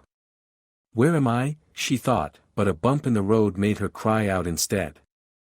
The paramedic glanced down her way and tried to give her a smile, but it was clouded, filled with worry she couldn't quite figure out. She heard his sister crying, calling for their mother. She tried to reach for her but her body wouldn't move. Darkness fell again and she let herself be swallowed by it. The light came once more and stirred her from the depths of darkness. She could hear the voice of her father speaking to someone. She tried to open her eyes, but nothing was obeying her. She wanted to call out to them, let them know she was awake, but there was a tube in her mouth. She wanted to gag, she was thirsty and the beep of some machine was driving her mad. Your wife was killed almost instantly. If it wasn't for Hinata's quick thinking, your youngest wouldn't have come out of there alive. The female voice drifted inside the room. Her father was barely out of sight, his brow furrowed in anger. Mother is dead. The reality of situation was slowly dawning on her. She had distracted her mother in the van, they had collided with a truck. Hinata tried to squeeze her eyes together to let out a tear forming, but they were already shut. How could she see so clearly if her eyes were still closed? She didn't really have time to think on the possibility when she heard a sound in the room that caught her attention. Her head tilted towards the sound only, to find that the room she occupied empty. She noticed that it was still raining outside as the constant patter of water hitting the window finally filtered through her semi-consciousness. Her attention focused on the vacant seat next to the bed as she heard the sound once more. It was an almost ghostly whisper, one that was calling her name. Her mother's bloodied face slowly appeared before her, her body faded in slowly and it was reaching for her. Hinata tried to shoo away the ghostly figure, but it stood there grinning unknowingly as a death ate away at its flesh, exposing the teeth from her missing lips. Was this truly her mother or was it an evil spirit trying to drag her into the darkness? Her heart monitor beeped quickly, attracting the doctor's attention. The blonde woman entered the room and frowned when she noticed Hinata's opened eyes focused near the window. Her eyes were void of recognition when her father entered the room behind her. Her eyes shouldn't be open, she's in a deep coma. Tsunade thought to herself. There was something going on with the girl's brain if she was giving any signs of life. She pulled at the paper print out of the girl's brain waves and noticed a sharp increase of activity in the last few minutes. She ignored the man behind her as she made her way around the bed. She reached for the girl's eyelids and pulled them back, flashing a light to see if there was any reaction. There was none, which troubled the doctor. Hinata tried to speak, but the tubes were keeping her from screaming as the ghost closed in on her. The bloody fingers reached out, grazed her skin and her small terrified mind couldn't handle the cold feeling it left behind as it reached for her heart. She tried to push it off, tried to call for help, but she was just laying there, letting her soul be sucked away by those cold, uncaring hands. This was not her mother. Come now, child. It whispered, grinning as the stench of rot invaded her sense of smell, demanding retribution for the unwelcome death she had caused. Hinata could feel the coldness behind the vacant eye sockets, the grinding sound of exposed bones against the floor. It made a sickening sound, almost like a hushed tone of a gargling wet breath as though it was drowning in blood, when the bony rotting fingers reached for her head. You should never give up, Hinata. It's important to always promise yourself you'll do your best. Don't let anything get in your way. A memory fluttered in the way, blonde hair and sparkling blue eyes distracting the ghost. Hinata felt her resolve return and focused on the brightness of Naruto's words, but it was too late. The ghost had touched her mind and she felt something lock before darkness swallowed her again. Don't give in, Hinata. The smile from the boy flashed brightly, illuminating the room. The ghost disappeared and Hinata felt the whisper of Naruto's voice leave her. What's going on? Her father shouted as the monitor began to falter. Her eyes rolled in the back of head and Tsunade pressed the red emergency button. The voice of a nurse calmly greeted the doctor as Hinata's heart flat-lined. Code Blue, she shouted. Everything around Hinata turned into a blur. Darkness lifted once more, but this time all she felt was a void. She blinked at the light in her eyes, her voice was unsteady so she only nodded when the doctor asked her a few questions. She didn't know where she was, she didn't know who the man was in the room. The small child next to him looked to her with warmth and reached for her, calling her Hinata. You're recovered, Hinata, the blonde woman said pleasantly. The smile did not match the concern in her eyes, but the young woman in the bed ignored it, not quite sure how she was supposed to react to it. Tsunade walked out of the room, motioning at the man to follow her. The younger girl stayed with the bedridden one. They stared at each other, one frightened to wake up to this chaos, the other oblivious to her sister's distress. "She's lost her memories," she heard the female voice say quietly. "How?" "She was fine before," the man shouted before getting hushed.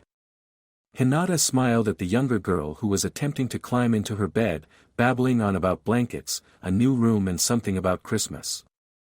"It must have happened when she was flatlined, lack of oxygen to the brain," she explained. Hayashi turned towards his daughters. Watched them interact. Hinata was like another person, she was awkward to say the least. "Is this permanent?" he asked, his mind already planning on how to deal with his daughter's most unfortunate situation. Despite its negative implications, he could easily turn it to his advantage and turn his daughter into something other than what she was. "I have no idea," was all Tsunade could say as she watched the man disappear into his daughter's room. Hinata woke with a start. Her eyes focused on the TV in front of her bed, blinking away the revenants of her dreams. More trickles of memory she assumed as she blinked away the unwanted tears threatening to form at the edge of her sleepy eyes. She curled into herself a moment, her thoughts still wandering down this new memory corridor she had unearthed, and she finally let herself cry when the television emitted the high-pitched sound indicating broadcasting was finished for that night.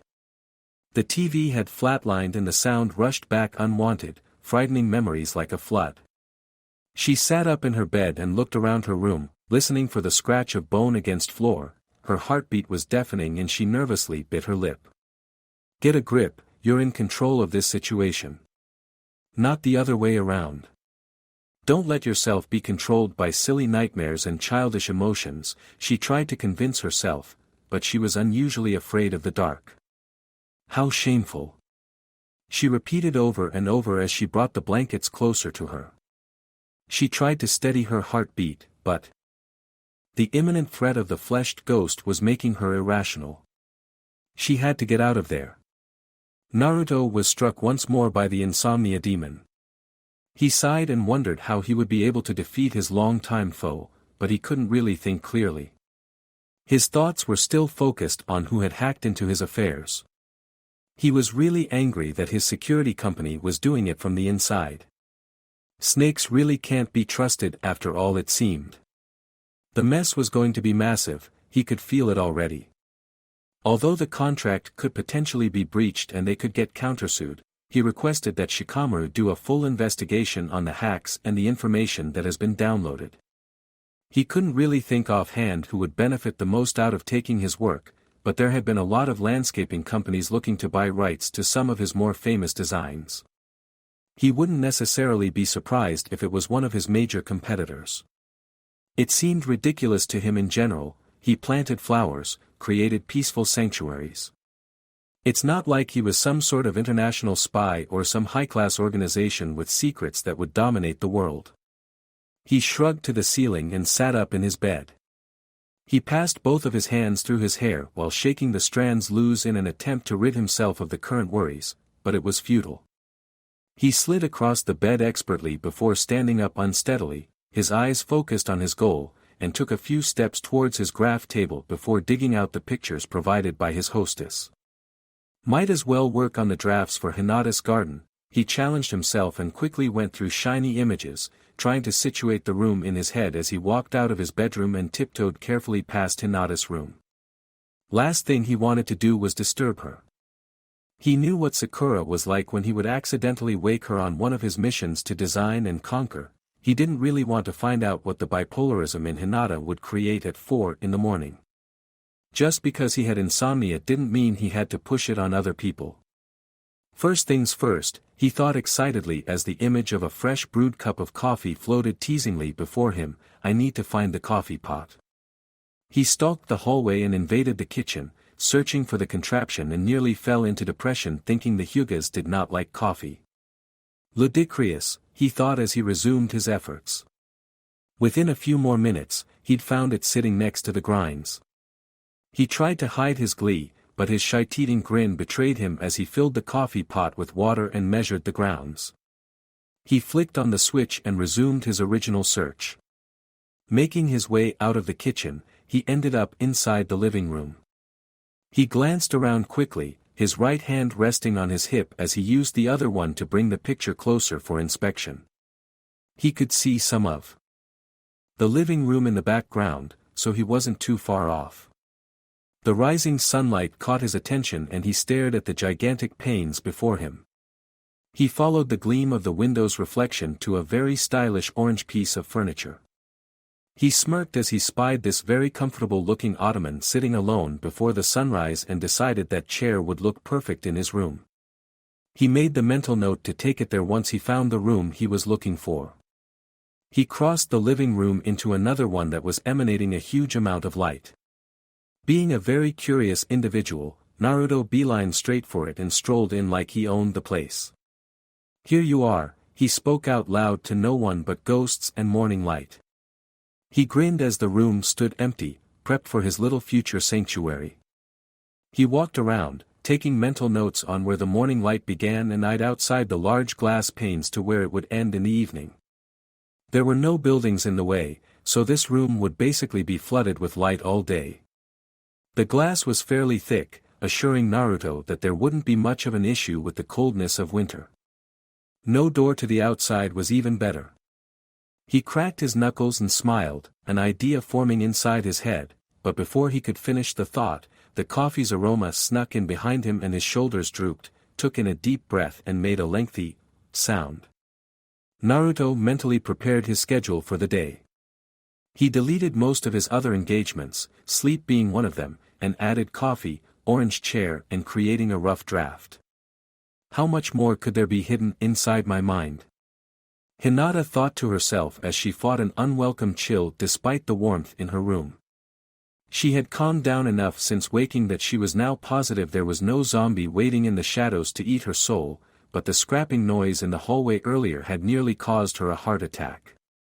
It took a few moments to realize that it was Naruto dragging something back to his room. He had unknowingly managed to dispel her from her childish nightmare and she begun to think rationally once more. Hinata threw back the blankets and climbed out of bed. She disregarded the comfort of her slippers and remained barefoot, enjoying the coolness against the pads of her feet. She dug out an old sweat shirt and threw it on before adjusting her pajama pants and strolling out the door. She carefully tiptoed past Naruto's room when she didn't hear any sounds from inside. She knew what she was like when it was 4 a.m. and unceremoniously awoken, so she wasn't willing to find out what he was like just yet. She could smell coffee from the kitchen and she raised a brow in a curious manner. Maybe she had been stealthy for no reason considering the coffee maker had just finished pouring itself. Recalling the scraps and grunts earlier from the hallway, she decided to track down where it could have come from. The first logical thing was to consider what was heavy enough for Naruto to be unable to lift off the ground. She narrowed her eyes at the scratched surface of her hardwood floor and followed the trail backwards from his room. She arrived in the living room and stared at the beautiful view from the window and was struck with a dreadful feeling. Her favorite chair had gone missing. She narrowed her eyes and kept her annoyance in check for whoever had taken it. She hoped it was Naruto, because if it wasn't in his room, she would make sure that heads would roll. She backtracked towards the kitchen and sighed, knowing full well that it was most likely her unwanted company that had taken the ottoman. He had a perverse obsession with orange for one thing, and he didn't seem to have any conscious knowledge of etiquette as a guest. So far, he'd managed to completely rewrite the book on How to Stay at a Hyuga Homestead, and threw aside Hinata's personal boundaries like a used cup of instant ramen. She took 2 cups out of the cupboard and placed them on the counter, filled them coffee and made her way carefully towards his room. Usually when she was feeling unsettled, she'd crash on her chair and watch the sunrise, but a certain chair stealer had prevented her routine. He would have to suffer the consequences of her presence in his sanctuary. Naruto watched her from the corner of his eye as she settled down on the large chair he'd brought in that morning. She had placed 2 cups of coffee on his draft table a few moments before, startling him. Her feet tucked themselves as she leaned against the large arm of the ottoman. She stared outside the patio door, not wanting to disturb him. He turned his head slightly towards her, his hand had stopped gliding the pencil across the paper on the draft table and he squinted his eyes a little in confusion, wondering what exactly had brought her into the guest room. He picked up the cup of coffee and took a small sip, lifted it in acknowledgement and nodded his thanks. She merely glared at him. She exuded anxiety despite the angry look. She chewed on her lower lip and he thought he saw her shaking a little, as though there had been a chill in the room. He shrugged slightly and focused his attention on the private garden he had finally begun to design. He was on a roll after his morning exploration and didn't want to lose the inspiration provided by the morning sun. As Hinata listened to the sounds of the pencil scratching, she suddenly became very aware of the man sitting before her, deep in concentration. His brow furrowed and his mouth moved lightly while he chewed on a piece of gum. She followed the scars on his cheeks down to his jaw and continued from there. She was fascinated by the movement of muscles. Her gaze nearly licked the skin when she noticed his heart beating at a pulse point. The beat was slow, steady and powerful. She felt her own match his unconsciously, her nerves settling. She was startled slightly when he stretched, scratching the back of his neck.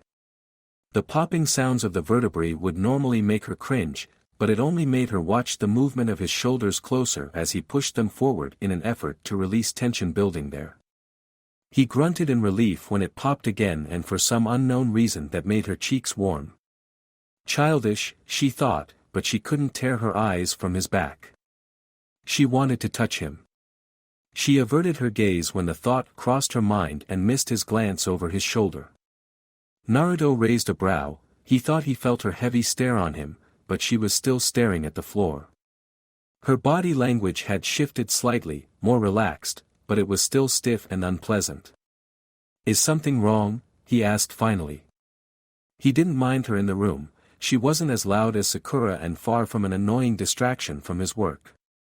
She was quite calming to be honest. He was well aware, however, that Hinata wasn't one to come near him unless there was something she needed to speak to him about. She looked up with a blush still dusting her cheeks as she argued with Ero Hinata and Eris Hinata on their conflicting opinions in regards to the blonde. Their eyes met and, unlike her newly emerging self, he didn't waver from their meeting. It was a bit confrontational for her and he was obviously oblivious to her inner conflict. She felt her heartbeat increase when his eyes focused on her, his attention entirely on her. Why had she come in here? All thoughts of the chair flew out of her mind and she was suddenly feeling nervous, unsettled and insecure all at the same time. How could one look make her fall apart like that? She did, however, recall the original reason as to why she had ventured outside of her room. She didn't want to be alone and had come in here without thought of the consequences after her nightmares and her brush with the imaginary zombie in her room. The one thing she knew about this man was that he exuded calmness, confidence, and he was a beam of light in her darkness. He was becoming a sanctuary of sorts for her and that revelation startled her to the point that her eyes widened. Something which only made Naruto more curious, being the nosy individual he is by nature. She started, but she was suddenly overwhelmed by his presence. His charisma had taken over the room and she was feeling unsettled. He repeated, his eyes were twinkling in the early morning sunlight coming through the patio door. She fidgeted under his stare and he blinked and raised a brow wondering what had her all tongue-tied. "Do you, ever," she looked away from him, "wish you could go back?" "Go back where?" He was a bit confused at the question. She shifted her weight in the large chair and sunk deeper into the material, trying to persuade the furniture to swallow her whole. It wasn't working and she was starting to believe she was knowingly setting herself up for intimate moments in rebellion to her careful planned isolation. To the past, she continued. Naruto put his pencil behind his ear after she looked away, embarrassed that she'd brought up such a silly hypothetical question. He leaned back against his chair in thought to the heavy question. "Depends." He looked her way before linking his hands behind his head and crossing his feet as he got himself comfortable. That position was quite distracting for the heiress. Her eyes tried not to gaze upon his form and focus on the floor, but her attempts were failing miserably. "Depends?" she asked as she dropped one leg off the ottoman. Her foot settled on the small carpet and dug her toes into the material, trying to distract herself. She decided to focus on his face, but she had forgotten she had deemed him handsome and she was devastated when her pale lilac eyes met with golden skin. Yeah, depends on the reason, he said again, a bit more confident. He wasn't sure where the conversation was going, but he wasn't about to turn her away considering she was finally opening up a little to him. What if it was about regret? She asked softly, her gaze moving from his face to the messy draft table. Her eyes lingered on the drawings there, almost drinking up his handwriting, trying to etch the curves and smoothness into her memory. For what reason, she didn't know, but she wanted to know more about him. It struck him as odd the way she was acting and it sort of dawned on him why she would allow herself to enter his room, dredge through foreign territory and meet with the enemy bringing a peace offering of coffee. She was lonely.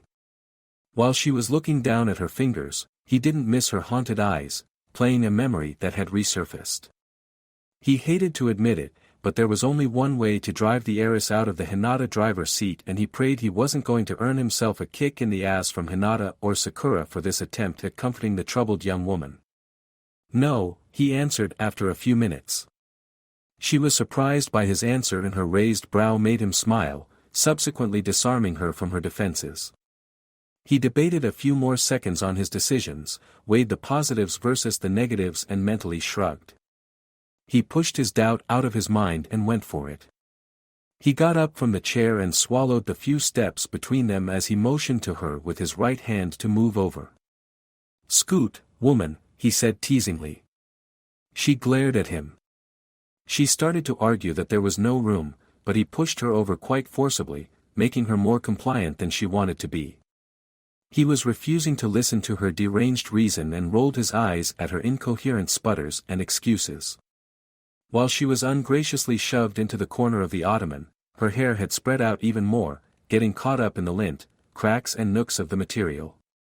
He put an arm over the top of the large seat and settled next to her, squeezed in while she tried to avoid touching him. She struggled to break free, but his weight was winning and she stopped when he gave her a confused, "Where are you going?" look and gave in. His warmth against her was somewhat unwelcomed, but she didn't mind it entirely. She had been chilled to the core from her nightmare and secretly appreciated the body heat he provided. Just this one time, she justified to herself as a blush spread lightly. She stiffened when she felt his breath on her neck and glanced at him from the corner of her eye. He was leaning his head against the back of the chair and staring at the ceiling, trying to come up with the right words to explain why he had said no. "I wouldn't want to go back," he started, but she was having trouble focusing on his words. His warmth was invading her, his very masculine scent of coffee, sleepy sweat and musk assaulted her nose and she could hear his heart beat. She was mesmerized for a moment by how that constant regular beat exuded power, strength and comfort. She wanted to lean on that feeling, wanted to claim it as hers. Again, she was startled by her own admission and tried to suppress this new feeling, but Ero Hinata had won the battle against her other persona and was relishing the feel of his flesh against her own, even if it was just through clothing. His voice fluttered the edge of her miscued sanity and brought her attention back from her lingering want to the topic at hand. Because regret is what creates who you are, how you will be and how it will teach you to treat others, either with great respect or disrespect. He shifted in the ottoman, forcing the heiress closer to him. It's very humbling to regret and to understand what regret means. He was picking at her walls again and she wasn't mad about it, necessarily. "What do you mean?" she asked softly, embarrassed she had stuttered. Naruto grinned at the slip and he had unknowingly grabbed on to a strand on her long tousled hair thinking it was the lint on the chair. He rolled it between his thumb and index as he continued to think, blissfully ignorant. She, on the other hand, had noticed and had frozen at the subconscious action. Her heart was picking up a strange speed and there was a lump in her belly, heavy and light at the same time. Fluttering memories hazed barely out of reach as he continued to touch her lightly, unknowingly unleashing unimaginable conflict as the heiress resurfaced, trying to unseat Ero Hinata from the current throne. She could have sworn she heard a maniacal laugh from the seat of her mind, but she chose to disregard it for the sake of her mental stability and focused again on Naruto. Well, if I were to go back and prevent certain things that happened to me, or whomever, I think it would entirely change my view on life and how I react to it. He spoke softly, his voice held a sadness to it that made her turn towards him. She caught him looking distant, his eyes unfocused, and she used that tiny window to capture his eyes for her own selfish reasons. It was intimidating to say the least. His eyes were touched with green, gold, and she thought she saw a hint of red in the iris. They whispered promises she didn't want to listen to, afraid of what they would uncover from her. She was growing increasingly bold as the seconds ticked by, and without thinking, she wanted to know what had brought on that forlonged look. "Did something happen that made you regret?" she asked tentatively. Her curiosity to learn more about this man, to discover what it was that everyone seemed to know about her history with him, had suddenly become more than just a curious endeavor. It was her purpose that morning. He let his head roll towards her before lifting it. He gave her a soft smile, but she didn't buy it. His eyes weren't reflecting the feeling he was trying to show. "Well." He looked away towards the patio door. "A lot of things happen in life that make you regret, I think. Promises can't heal another's heart," he said absent-mindedly. She frowned at his comment. "What did you promise?" she wanted to ask, wanted to take his own haunted look away from the sunlight he brought into the room, but she couldn't bring herself to form the words. Something about the way he was twisting her hair, the way his body leaned against her for support, and the distant stare prevented the question. "What is making you regret, Hinata?" He whispered the question, breaking her train of thought. The intimate position, the thick sound of his voice made it hard for her to focus. She turned to look at him and found him staring at her intently. She started. He moved closer to her and her eyes fell to his lips. "I was the reason my mother died," she revealed. He frowned at her words and stopped twisting the hair between his fingers. "And what, on this good earth, would ever make you think that?" he asked, surprisingly stern. She tried to shrug and look away, but her eyes clouded over, which made her blink, frowning at the unusual feeling that was lumped inside her. She squeaked out, her hands covered her face and she let out a sigh. Her fingers were pried apart by his hands. She blinked another tear away and she didn't want to look up. "Look at me," he whispered. She shook her head and he squeezed her hands in comfort. "Look at me, Hinata." This time his voice held a command she found hard to refuse, and looked up. His face held a seriousness that made her pause. "You have nothing to be guilty of, Hinata. Forgive yourself." He smiled softly at her, and once the words left his mouth, she understood finally that he was right. She truly needed to forgive herself, to shed the guilt caused by her father's anger and to forgive her father's indiscretions. She cracked. Her carefully built wall had finally been pierced and it crumbled. Naruto pulled her close once the thick tears began to fall freely, her mouth open in a silent wail of regret. He pulled her tightly against him, shushing her while caressing her hair in comfort. Forgiving was the hardest thing to do, but to forgive yourself was nearly impossible. But with Naruto's permission, she could finally begin. Thank you for watching. I hope you enjoyed it. Make sure to like and subscribe, and don't forget to share this video with your friends. Guys, make sure to help the author by visiting the link in the description. This is Fox Sage, and I'm signing off.